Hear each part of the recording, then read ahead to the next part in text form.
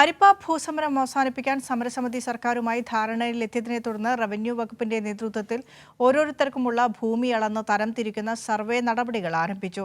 സർക്കാർ നൽകിയ ഉറപ്പ് ഇത്ര പെട്ടെന്ന് യാഥാർത്ഥ്യമാകുമെന്ന് കരുതിയില്ലെന്ന് സമരഭൂമിയിലെ അന്തേവാസികൾ നന്ദി പറഞ്ഞു.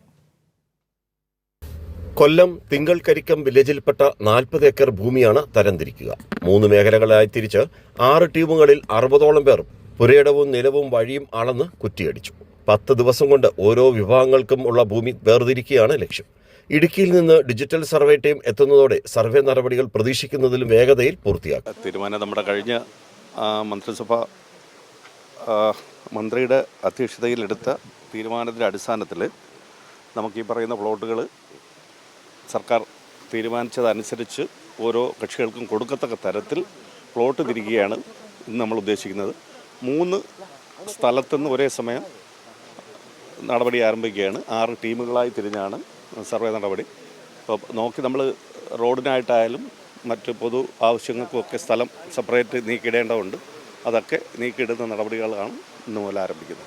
അളന്നു തിരിക്കുന്ന ഭൂമിയിലേക്ക് 3.5 മീറ്റർ വഴിക്കായി 3.5 ഏക്കർ ഭൂമിയും നീക്കിവെക്കും.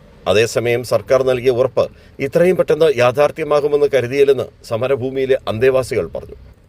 6 അടി മണ്ണ് പ്രതീക്ഷിച്ചിടത്ത് സർക്കാർ 10 സെന്റ് വീതം നൽകുന്നതിൽ എങ്ങനെ നന്ദി പറയണമെന്ന് അറിയില്ലെന്നും അവർ പറഞ്ഞു. ഞങ്ങൾ കയറി 10 സെന്റ് വസ്തുവിനാണ് തലചായ്ക്കാൻ ഒരു ഇടം വേണം.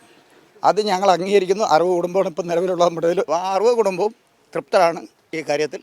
അത് എന്നും നന്ദി ഉണ്ടായിരിക്കും. നമുക്ക് തലചായ്ക്കാൻ ഒരു മണ്ണ് മരിക്കും വരെ അത് സർക്കാർ മന്ത്രി ആരായാലും ശരി തന്നെ നമുക്ക് സന്തോഷമായിട്ട് തന്ന് നമ്മൾ സന്തോഷമായിട്ട് സ്വീകരിക്കും.